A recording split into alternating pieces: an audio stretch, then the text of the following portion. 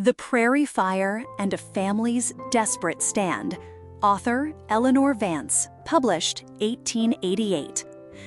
The sun beat down relentlessly on the vast, unforgiving prairie, a seemingly endless expanse of dry, whispering grass that stretched to meet the horizon in every direction.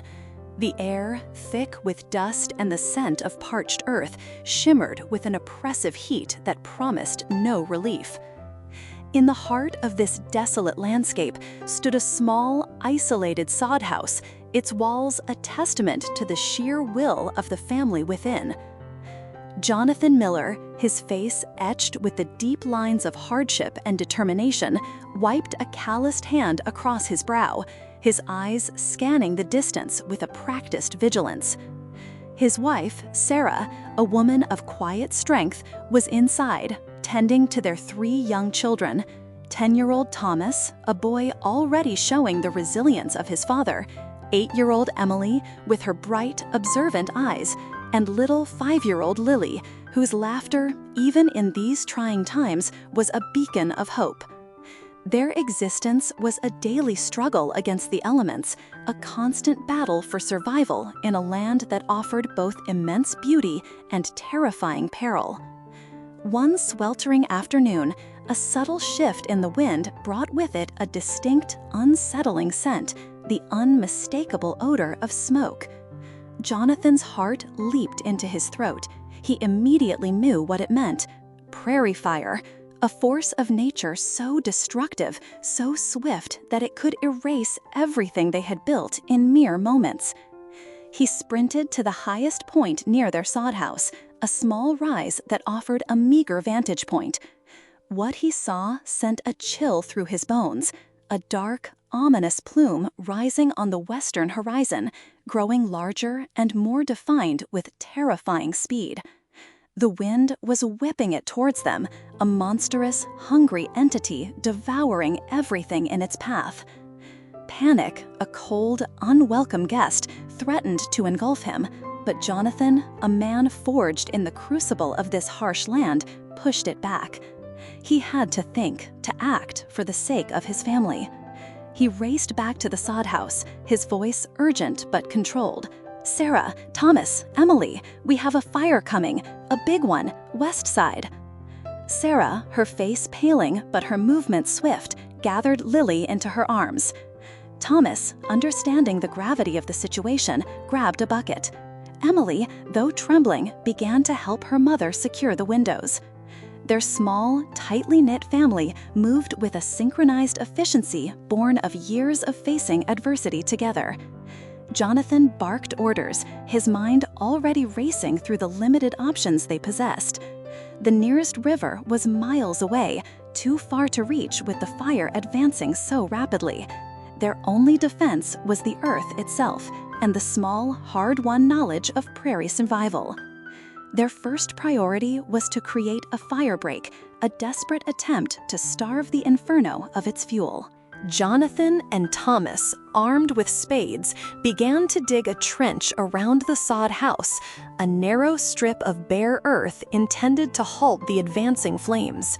The sun continued to beat down mercilessly. Their muscles ached, and the smoke in the air grew thicker, burning their eyes and throats.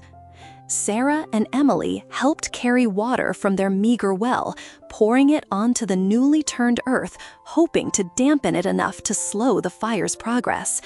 Lily, surprisingly quiet for her age, sat inside the sod house, clutching a small, worn rag doll, her wide eyes fixed on the distant, growing orange glow.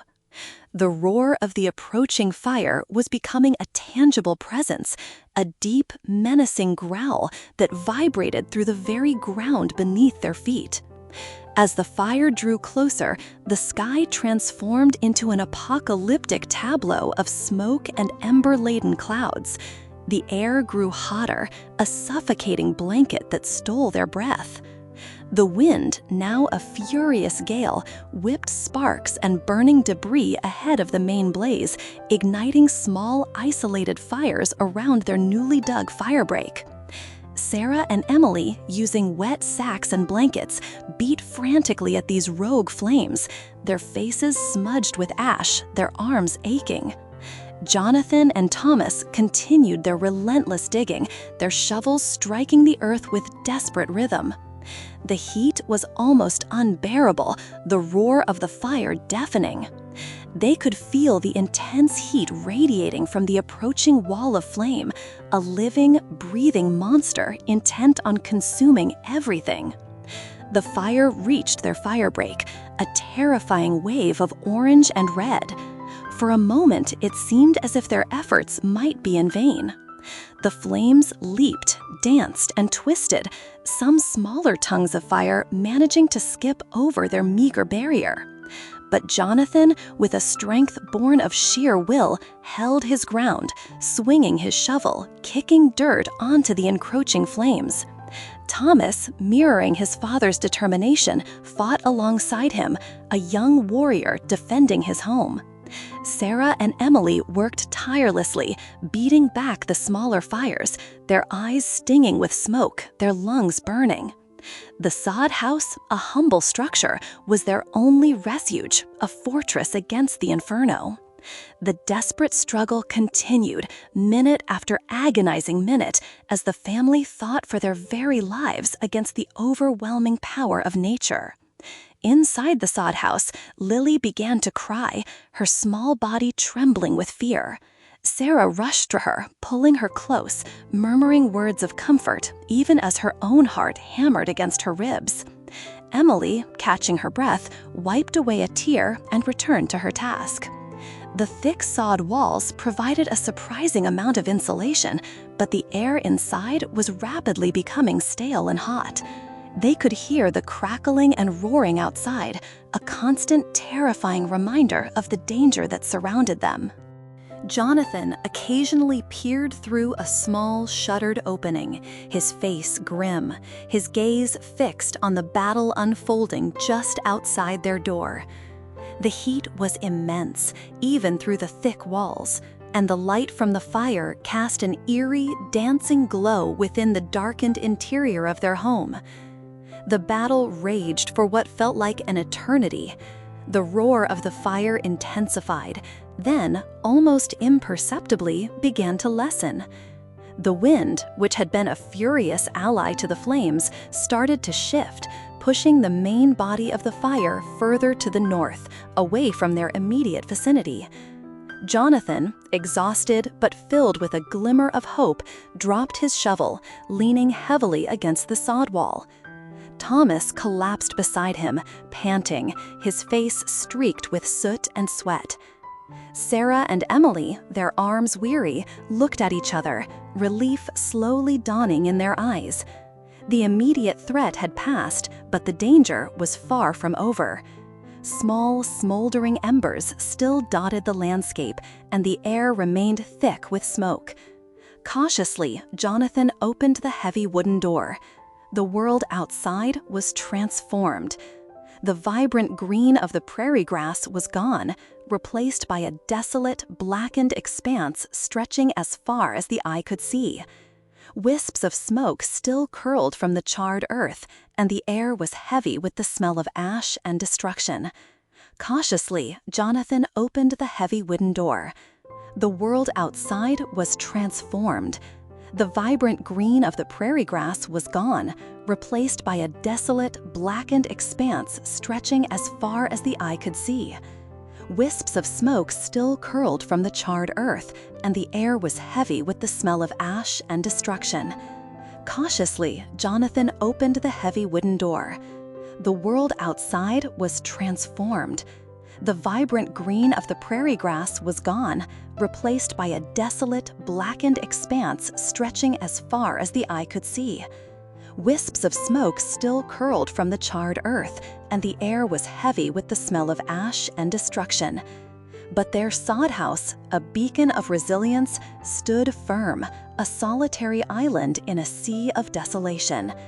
The firebreak, though not perfect, had done its job. Their determination, their combined effort, had saved their home. The immediate relief was immense, but it was quickly followed by a heavy realization of the work that lay ahead.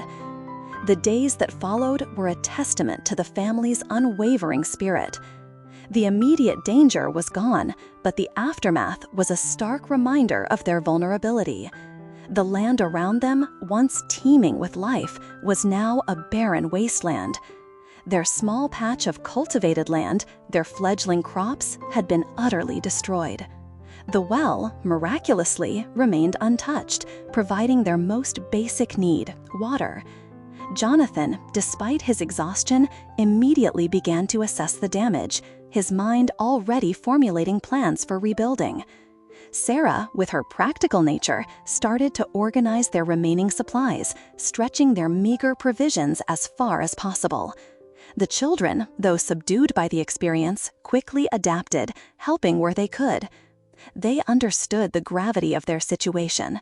Food would be scarce, and the task of clearing the burnt land and preparing it for new planting would be arduous. But they were not broken. This was the Prairie, a land that demanded resilience, and the Miller family possessed it in abundance. Johnathan began by clearing the smoldering debris from around the house, ensuring no lingering embers could reignite. Thomas, despite his young age, worked tirelessly alongside him, his small frame growing stronger with each passing day. Emily helped Sarah salvage what little food remained in their root cellar, carefully sifting through the smoke-tinged items. Lily, no longer crying, watched her family with wide, solemn eyes, absorbing the quiet determination that permeated their every action. The first few weeks after the fire were a blur of hard labor and quiet perseverance. Johnathan and Thomas spent their days clearing the charred remnants of the prairie, their faces grim but resolute. The air still carried the faint scent of smoke, a constant reminder of the disaster, yet also a testament to their survival. Sarah and Emily focused on conserving their dwindling resources, making every meal stretch as far as possible, and mending clothes to prolong their use. The silence of the burnt land was profound, broken only by the chirping of crickets that had miraculously survived, or the occasional cry of a hawk overhead. This shared struggle brought the family even closer, forging an unbreakable bond forged in the crucible of adversity. One afternoon, as Johnathan was resting, gazing out at the desolate landscape, he spotted something in the distance, a lone wagon approaching. His heart quickened. Visitors were rare on the prairie, and in these circumstances, they could be either a blessing or a burden. He stood up, shielding his eyes with his hand as the wagon drew nearer. It was the O'Malley family, their closest neighbors, who lived several miles to the east. Patrick O'Malley, a burly man with a kind face, drove the team, while his wife, Mary, and their children sat beside him. They had ridden out to check on the Millers, having seen the smoke plume from their own homestead. Their faces were etched with concern. Patrick O'Malley dismounted, his gaze sweeping over the blackened land. "Johnathan, my friend, we saw the smoke, feared the worst. Are you all right?" Johnathan nodded, a tired smile touching his lips. "We are, Patrick. Thanks to the good Lord and a lot of hard digging, our home is standing." Mary O'Malley, a woman of gentle demeanor, rushed to Sarah, embracing her tightly. "Oh, Sarah, we were so worried. We brought what little we could spare." She gestured to the back of their wagon, where a sack of flour, a few dried vegetables, and some precious jars of preserved fruit were visible. It was a small offering, but to the Millers, it was a lifeline, a tangible symbol of community and hope. The arrival of the O'Malleys, and later other distant neighbors who had heard of the fire, brought not just material aid, but also an invaluable boost to the Millers' morale. Stories were exchanged, experiences shared, and a sense of collective resilience emerged. They spoke of the unpredictable nature of the prairie, of its harsh lessons, and of the unwavering spirit required to thrive within its embrace. The communal support reinforced the idea that they were not alone in this vast wilderness. that the bonds of neighborliness were as strong as the sod walls of their homes. This outpouring of kindness, small acts of generosity from families who themselves had little, underscored the profound human connection that sustained them. With renewed vigor, the Miller family continued their painstaking work. Johnathan and Thomas began to clear a small patch of land, carefully removing charred debris, preparing the soil for new seeds. It was a slow, arduous process, but each shovelful of earth, each piece of cleared debris was a step towards recovery. Sarah and Emily, with the help of Mary O'Malley, started to plan for a small garden, hoping to yield enough food to supplement their depleted stores. The children, seeing the collective effort, took on their tasks with quiet determination, understanding that their contributions, no matter how small, were vital to the family's survival. Lily, too young to help with the heavy labor, would often sit nearby, humming softly, her presence a comforting reminder of what they were fighting for. The prairie began its slow, miraculous process of regeneration.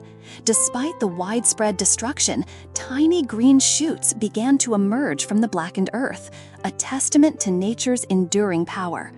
It was a powerful symbol of hope for the Millers, a visual affirmation that life, even after devastation, finds a way to return. Johnathan pointed out the small shoots to his children, teaching them about the resilience of the land they called home. "See, children," he would say, his voice filled with quiet wonder, "the prairie always comes back, and so will we."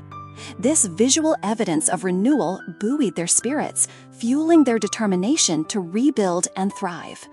As the weeks turned into months, the Miller family slowly but surely began to piece their lives back together. The land around their sod house, though still scarred, was no longer a desolate wasteland. New life was sprouting, and with careful cultivation, their small garden began to yield its first tender greens. The shared meals with their neighbors, though simple, were filled with laughter and stories, reinforcing the deep bonds that held their community together. The fear of the fire, though it would always remain a vivid memory, had transformed into a powerful lesson in resilience, a testament to the strength of family and the indomitable human spirit. The sod house, once a humble shelter, now felt more than just a dwelling. It was a symbol of their victory over adversity, a monument to their unwavering courage. Johnathan and Sarah, watching their children play in the rejuvenated prairie grass, knew that the challenges of life on the frontier would always be present. But they also knew, with an unshakable certainty, that they possessed the strength, the love, and the unity to face whatever trials the future might hold. The prairie fire had tested them, stripped them bare, but in its wake, it had also revealed the profound depth of their resilience, forging them into an even stronger, more connected family. Their stand against the flames had not just saved their home, but had solidified the very foundation of their lives on the vast, beautiful, and demanding prairie. The lessons learned from the fire would be passed down through generations, stories of the day the prairie burned and the Miller family stood strong. It was a tale of courage, of community, and of the enduring power of hope in the face of overwhelming odds. Their small sod house, once threatened by destruction, now stood as a testament to the unyielding spirit of those who dared to carve out a life in the untamed West. And as the sun set each evening, painting the vast sky with hues of orange and purple, the Miller family knew, deep in their hearts, that they were home, truly home, on the prairie that had almost claimed them, but ultimately had only made them stronger.